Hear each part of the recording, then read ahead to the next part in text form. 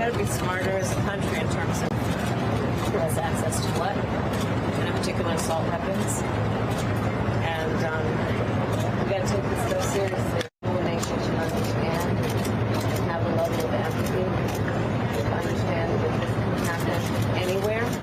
Tough to hear there, but Vice President Kamala Harris saying we have to be smarter as a country and restrict access to the kind of weapon used at Highland Park on the 4th of July. That statement made during a visit by the Vice President to the town in Illinois last night. And joining us now, Firas Parekh and Paul Frank.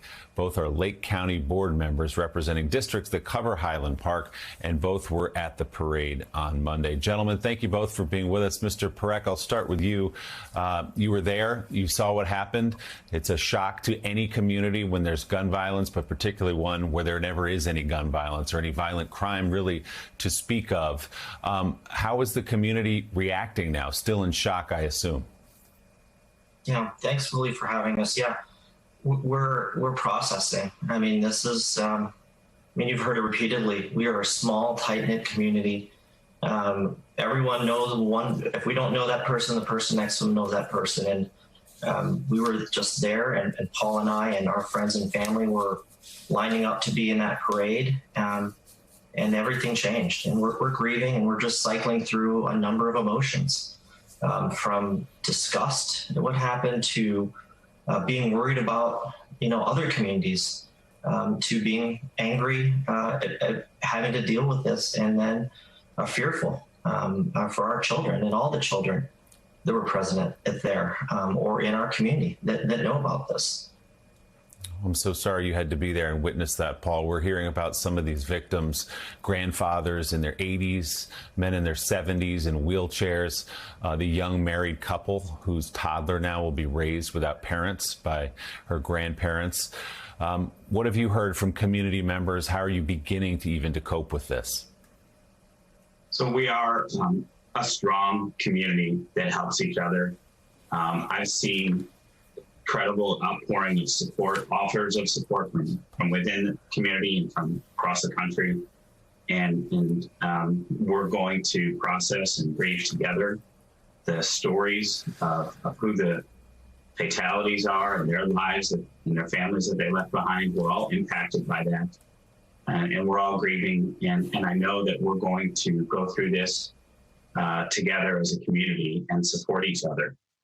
And the other emotion that I really want to mention, Willie, is that a lot of people are angry, and I'm angry, that these weapons of mass murder are so readily available. And it's shocking what happened to us at the parade in our community.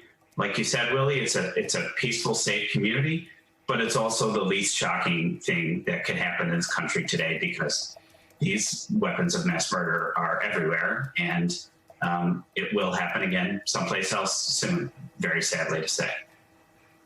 And Firas, or even to both of you, is the anger squarely at politicians for not doing more? There's also, reports that the young shooter's father helped buy the permit, that there were some warnings that police had come to the house before, and some anger being directed at the family, although I'm not sure how any parent could ever in their wildest imagination think their child would do something like this.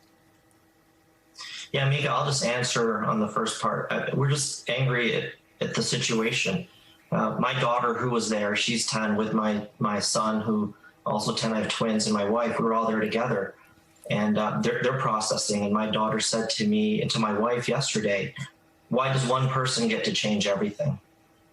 Why do we allow unfettered access to weapons of war to be above our freedom of safety, our freedom to congregate peacefully, our freedom to honor our nation? And somehow this has become uniquely American and uniquely un-American at the same time. And so our anger is directed, and I'll let Paul speak as well, but we are angry at the people that are allowing this to continue.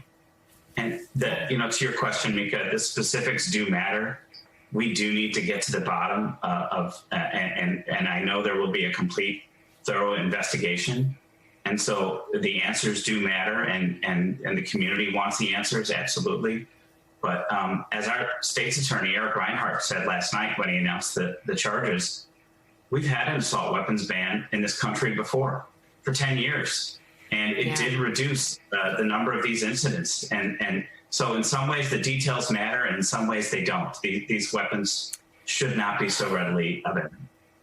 Lake County board members Paras Parekh and Paul Frank, thank you both very much for being on the show today.